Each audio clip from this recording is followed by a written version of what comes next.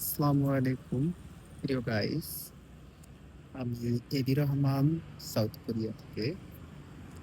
আহ, আজকে একটু ভিডিওতে আসলাম।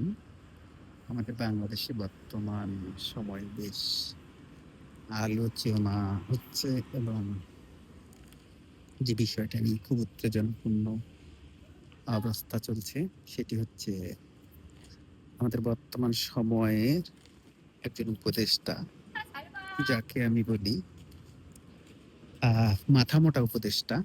তিনি হচ্ছেন মাহফুজ আলম। তেনাকে উদ্দেশ্য করে আমি একটা কথা বলতে চাই। সেটি হচ্ছে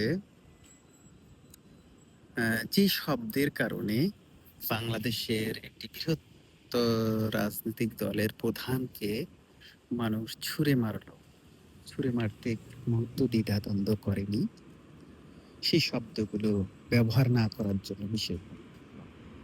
আর আ- আর সেই শব্দগুলো উনি ব্যবহার করে আমাদের বুঝিয়ে দিয়েছে উনি ভারতের দালাল।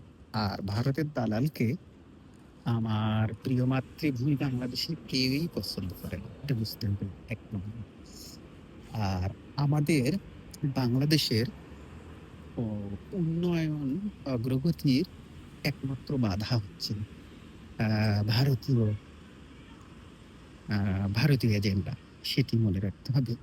নতুন বাংলাদেশ গড়তে গেলে আমাদের যেটা খুব ইম্পর্টেন্ট সেটি হচ্ছে ভারতের বিরোধিতা করা। আপনি যত ভারতের বিরোধিতা করবেন তত বাংলাদেশ এগোবে। আর ৫৪ বৎসর আগের যে আমাদের একটি অর্জন, সেটি অবশ্যই আমাদের বাংলাদেশের ১৮ কোটি মানুষের সবাই রেকর্ড। এই অর্জনকে অবশ্যই সবাই সমর্থন করে।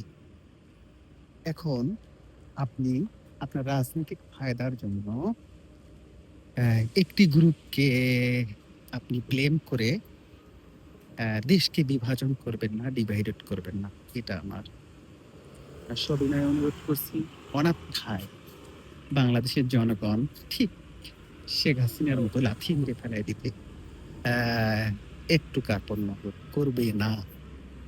এ থেকে অবশ্যই আপনার ২৪-৫ই আগস্ট থেকে অবশ্যই সবারই শিক্ষা নেওয়া উচিত। বর্তমান সময়ে উপদেষ্টা পরিষদের আমার দুইজনকে বেশ ভালোই লেগেছিল আগে পূর্বে তাদের কথায়। একজন হলো আসিফ নজরুল স্যার, আর একজন হচ্ছে মাহফুজ আলম, যেনাকে মাস্টার মাইন্ড